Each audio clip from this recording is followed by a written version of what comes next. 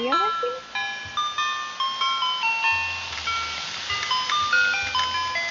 Can folks hear my screen truck?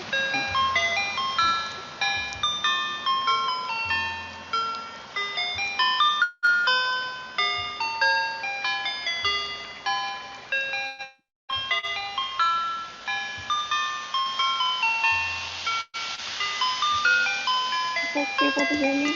Yeah, okay. Thank you so much. Okay. Something about this warm weather makes me feel indulgent. The melodic emissions of ice cream trucks, advertising sundaes, and SpongeBob popsicles causes me to salivate.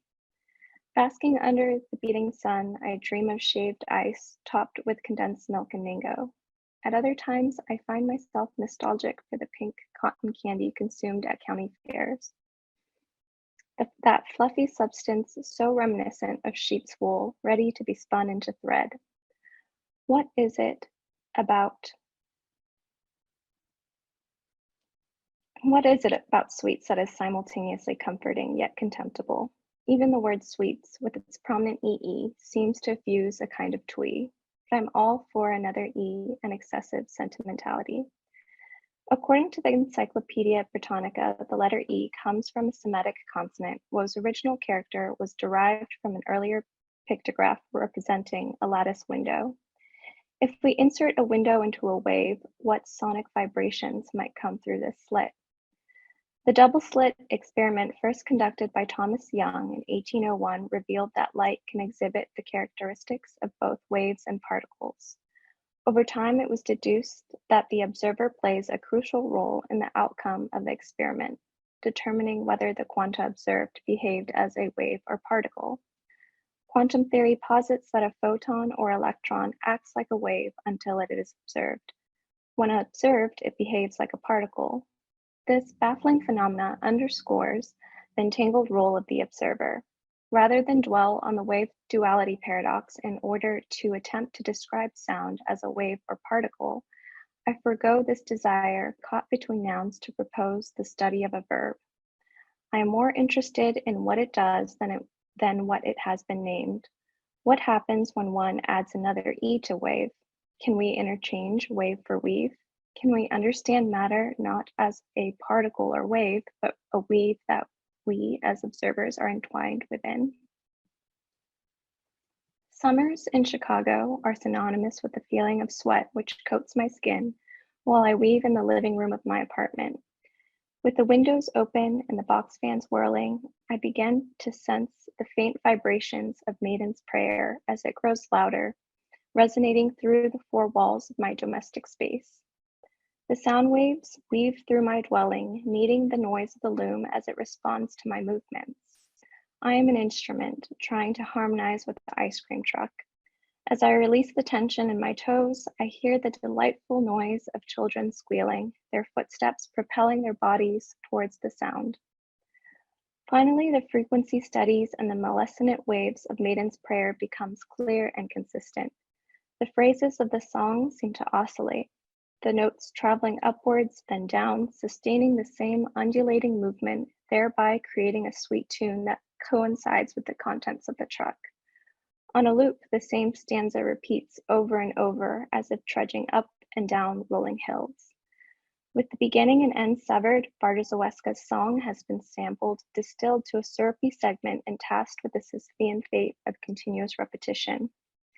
As soon as I take note of its electronic flourishes, the frequency is already changing as the source of the prayer travels towards the traffic on Blue Island Avenue. And while the air molecules that vibrate from the truck speaker are now too far to touch my inner ear, they still resonate within me. Awash in its waves, I am elsewhere.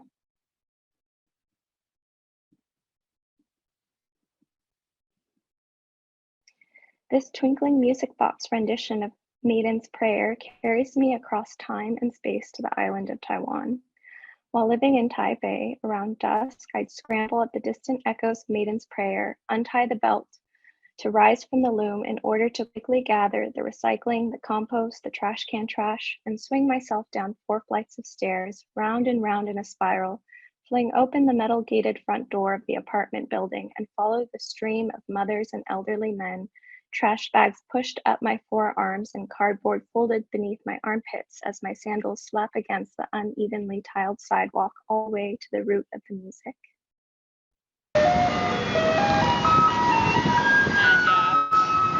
Yep.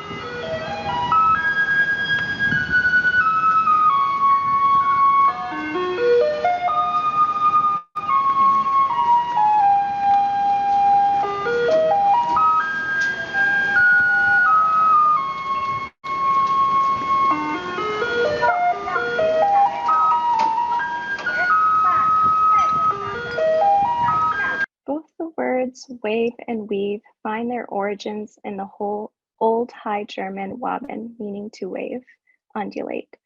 Beginning from the 13th century, weave acquired the definition to move from one place to another. From as early as the 14th century, weave meant to move to and fro, and by the 1590s, to move side to side. Definitions waver, distinctions between particles and waves are unstable, they move to and fro and in relation to the presence of the observer. The Maiden's Prayer also wavers. Its emotional resonance is differently perceived and interpreted depending on the observer. Tekla Bartoszewska's masterpiece was despised by music critics and academics, said to be tasteless and sentimental, quote unquote, a dowdy product of ineptitude, perhaps because it was written by a young woman in the 19th century. Since it was first published in 1856, The Maiden's Prayer has been written into ghost stories, operas, films, and adapted to country music. The prayer now beckons people from around the world to exit their homes and gather in the streets, to dispose of trash in Taiwan, or to retrieve ice cream in Chicago. As I weave by the window, I notice the music box tune appears low in the distance, gradually getting louder and higher in pitch as it looms nearer. The movement of the notes mimic the pattern of a wave or series of waves. On sheet music, the cascade of notes appear like the S twist of a thread.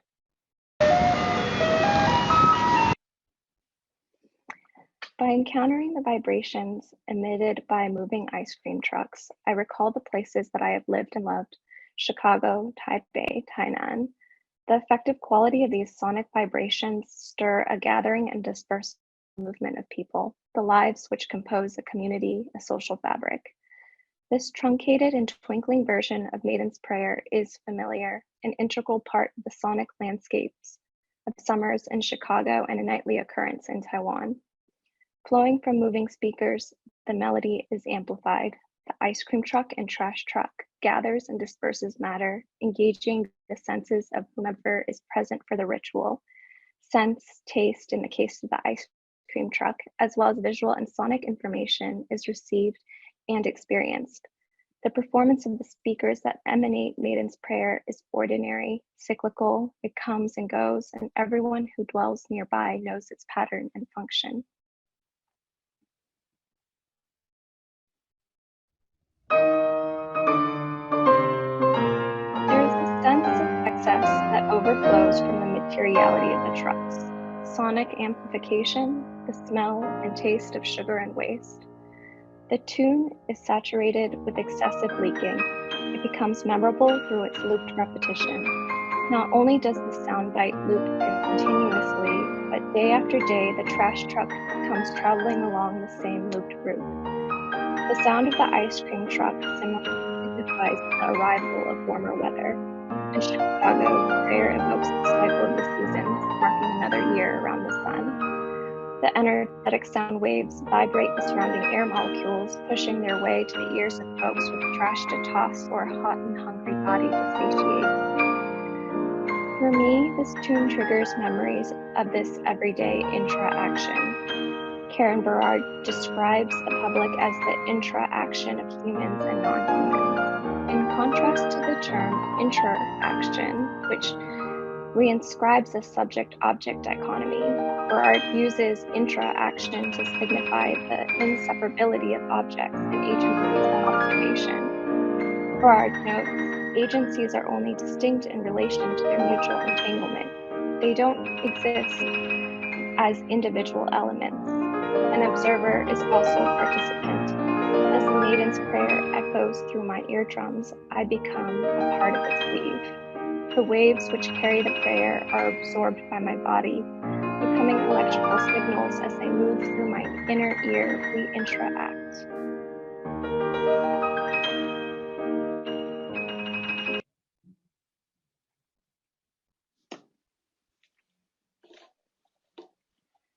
Bruno Latour suggests, there is no object, no subject, but there are events. There is no particle, no wave that can be considered an individual unit. They are intertwined by events. The Maiden's Prayer consists of ongoing sound waves that weave together the repetitive events of taking out the trash or indulging a sweet treat on a hot summer day. The movement of weaving interlaces and demonstrates difference without separability, as Denise Ferreira da Silva writes. This reimagining of sociality as a weave challenges the distinction between subject and object, between particle and wave. Because of the slit, that lattice window, the reality of our entanglement is undeniable. Likewise, the cotton, linen, and rainy warp becomes enmeshed with the paper, cotton, and wool weft. The dye made from boiled madder, spelled M-A-D-D-E-R, but also matter, remains. The red still clings to the fiber after being buried and uncovered thousands of years later.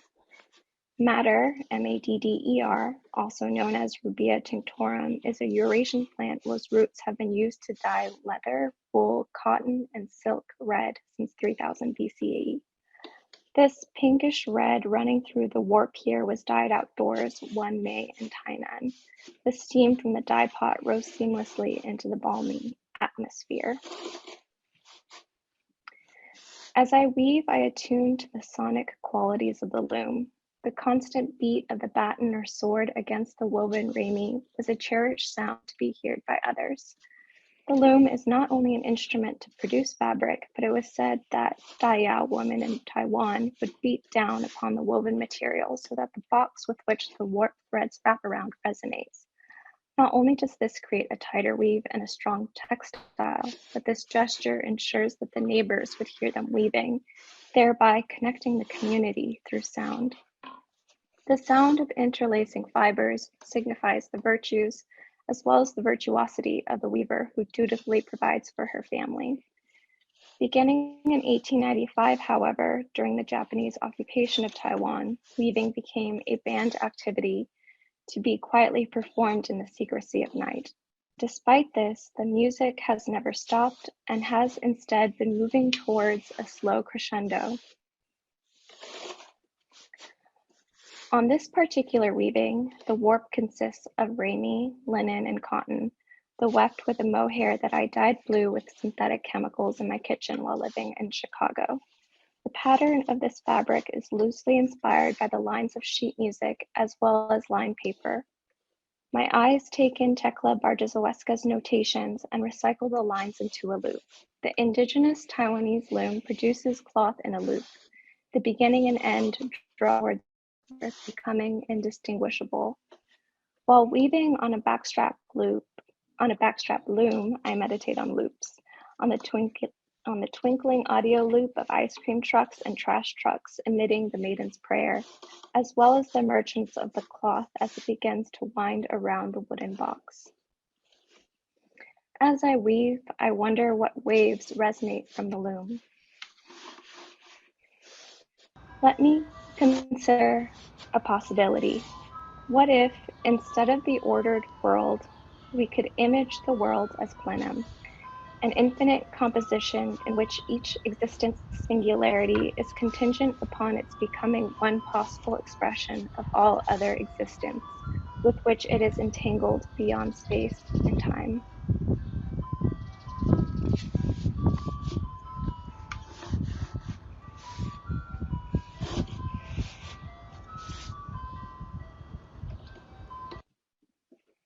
Thank you. Thank you. I'm already hearing more resonances from previous papers. That was lovely.